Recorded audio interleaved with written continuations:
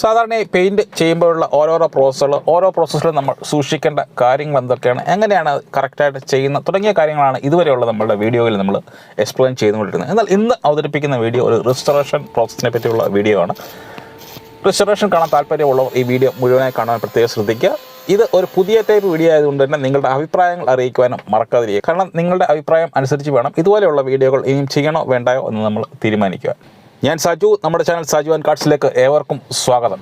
നമ്മുടെ കയ്യിൽ ഇന്നുള്ളത് ഒരു ടാറ്റ എയ്സ് വാഹനമാണ്. ഒരു കൺസ്ട്രക്ഷൻ സൈറ്റിൽ ഓടിക്കൊണ്ടിരുന്ന വാഹനമാണ് എന്നതുകൊണ്ട് തന്നെ വളരെ നാളായി റിപ്പയർ ഒന്നും ചെയ്യാതെ കിടന്ന ഒരു വാഹനമാണ്. അതുകൊണ്ട് തന്നെ ഏകദേശം മുഴുവൻ പാർട്സും ബോഡി പാനൽസും അതുപോലെ തന്നെ മെക്കാനിക്കൽ പാർട്സും ഒക്കെ വളരെയധികം ഡാമേജ് ഉള്ളൊരു വാഹനമാണ്. അതുകൊണ്ടാണ് ഈ വാഹനത്തെ ഫുൾ റെസ്റ്റോറേഷൻ വീഡിയോ നിങ്ങൾക്ക് മുമ്പിൽ അവതരിപ്പിക്കാമെന്ന് ഞാൻ വിചാരിച്ചത്.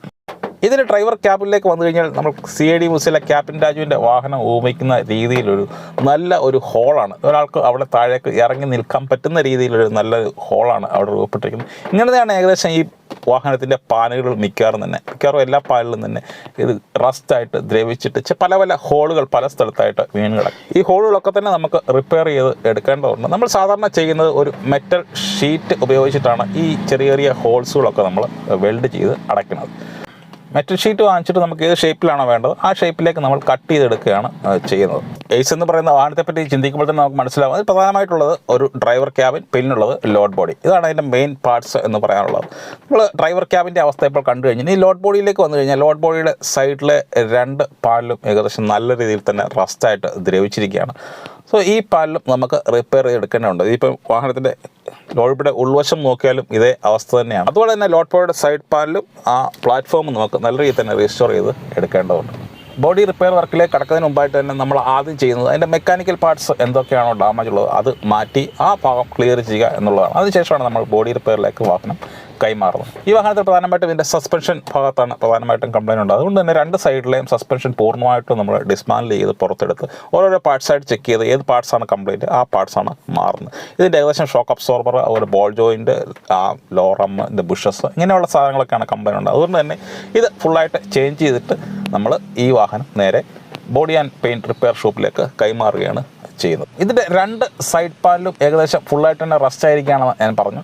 ഇപ്പോൾ നമുക്ക് നോക്കിയാൽ കാണാൻ പറ്റും നല്ല രീതിയിലുള്ള ചെറിയ ഹോൾസുകൾ ഇതിൻ്റെ സൈഡ് പാനലിൽ ഫ്രണ്ട് മുതൽ ബാക്ക് വരെ നമുക്ക് കാണാൻ പറ്റും. ഇതിൻ്റെ ലോഡ് ബോഡിയുടെ ഉൾവശത്തേക്ക് വന്നു കഴിഞ്ഞാൽ ഇതിൻ്റെ ഉൾവശത്തെ പാനൽ, അതിൻ്റെ പ്ലാറ്റ്ഫോമും അതുപോലെ തന്നെയാണ് നല്ല രീതിയിൽ തന്നെ റസ്റ്റ് ആയിരിക്കുന്നതായിട്ട് നമുക്ക് കാണാൻ പറ്റുന്നതാണ്.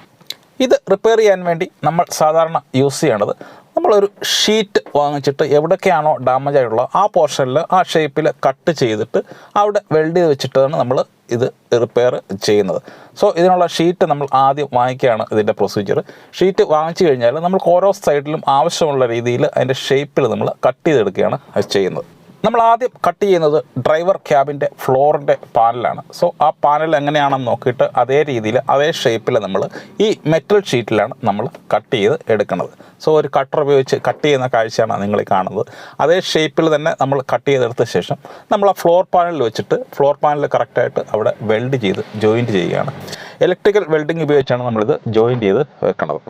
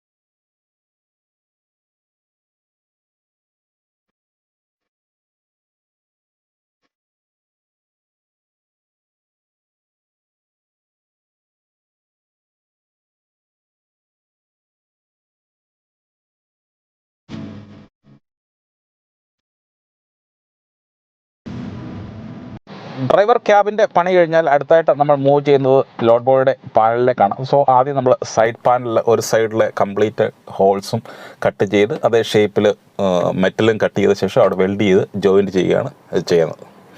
അപ്പോൾ ഒരു സൈഡ് നമ്മൾ കംപ്ലീറ്റ് ആയിട്ട് ചെയ്ത് കഴിഞ്ഞാൽ നമുക്ക് അടുത്ത സൈഡ് ചെയ്യാവുന്നതാണ്. അതുപോലെ ബാക്ക് സൈഡിലും ഉണ്ട്. ഇനി ചെയ്യാനുള്ളത് ഇതിൻ്റെ ഫ്ലോറിലെ പാനലാണ്. അതുപോലെ തന്നെ ഈ ഫ്ലോറിൻ്റെ അടിവശത്തായിട്ട് നമുക്ക് റിപ്പയറിംഗ് ഉണ്ടാകും. സോ അത് ചെയ്യണമെന്നുണ്ടെങ്കിൽ നമുക്ക് ഈ ലോഡ് ബോഡി ഇതിൽ നിന്ന് പൊക്കിയെടുത്ത് മാറ്റേണ്ടതാണ്. അതിനു മുമ്പായിട്ട് തന്നെ നമ്മൾ ഈ ലോഡ് ബോഡിയുടെ രണ്ട് സൈഡിലെ പാനലും ബാക്ക് പാനലും നല്ല രീതിയിൽ തന്നെ വെൽഡ് ചെയ്ത് ജോയിൻറ്റ് ചെയ്യുകയാണ് ചെയ്യുന്നത്.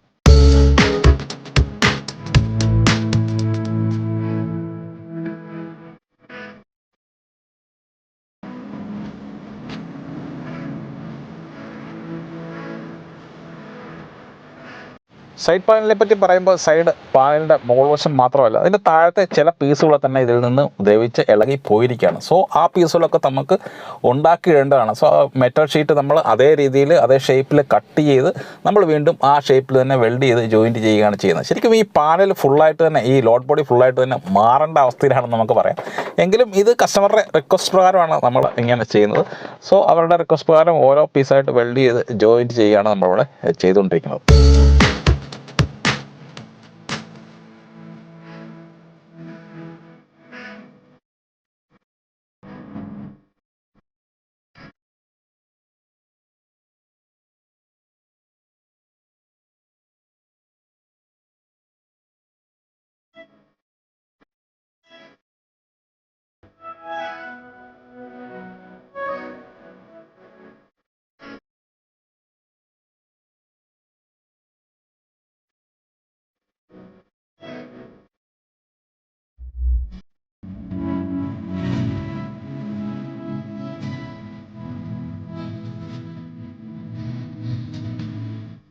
ഫ്രണ്ട് ബമ്പറിൻ്റെ ഒരു പിക്ചർ നമ്മൾ ആദ്യം വീഡിയോ കാണിച്ചപ്പോൾ ഒരുപക്ഷെ നിങ്ങളുടെ മനസ്സിലുണ്ടാകും. അത് കട്ടായിരിക്കാതെ ചെയ്യുന്നത്. നമ്മളത് നല്ല രീതിയിൽ തന്നെ ആദ്യം ലെവൽ ചെയ്തെടുക്കുകയാണ്.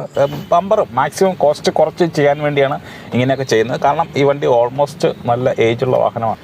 കുറച്ച് നാളോടെ ഈ വാഹനം ഡ്രൈവ് ചെയ്യുക എന്നൊരു ഉദ്ദേശത്തോട് മാത്രമാണ് ഇത് ഇങ്ങനെയുള്ള റിപ്പയറിങ് ചെയ്യുന്നത്.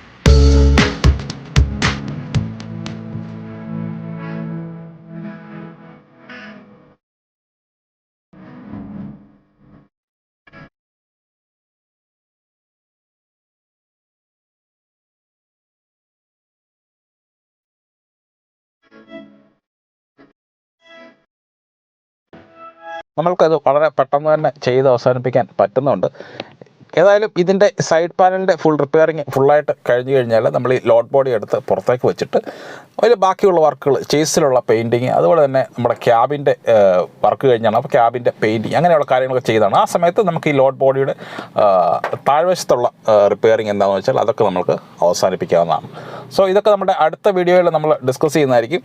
ഒറ്റ വീഡിയോയിൽ ചെയ്യാമെന്ന് വെച്ചാൽ വീഡിയോയ്ക്ക് വളരെയധികം ലെങ്ത് കൂടി പോകാൻ സാധ്യതയുണ്ട്. നിങ്ങൾക്ക് തന്നെ ബോറടിക്കാൻ സാധ്യതയുണ്ട്. അധികം താമസിക്കില്ല, ഉടനെ തന്നെ 1-2 ദിവസത്തിനുള്ളിൽ നമ്മളുടെ ഇതിൻ്റെ അടുത്ത പാർട്ട് നമ്മൾ അപ്ലോഡ് ചെയ്യുന്നതായിരിക്കും. ആദ്യം പറഞ്ഞ പോലെ തന്നെ നിങ്ങൾക്ക് ഈ വീഡിയോ ഇഷ്ടമായെന്നുണ്ടെങ്കിൽ വീഡിയോ ലൈക്ക് ചെയ്യാനും അതുപോലെ തന്നെ കമൻറ്റ് ചെയ്യാനും മറക്കാതിരിക്കുക. അതിനനുസരിച്ച് വേണം നമ്മൾക്ക് അടുത്ത വീഡിയോ എങ്ങനെ വേണമെന്ന് തീരുമാനിക്കുവാൻ.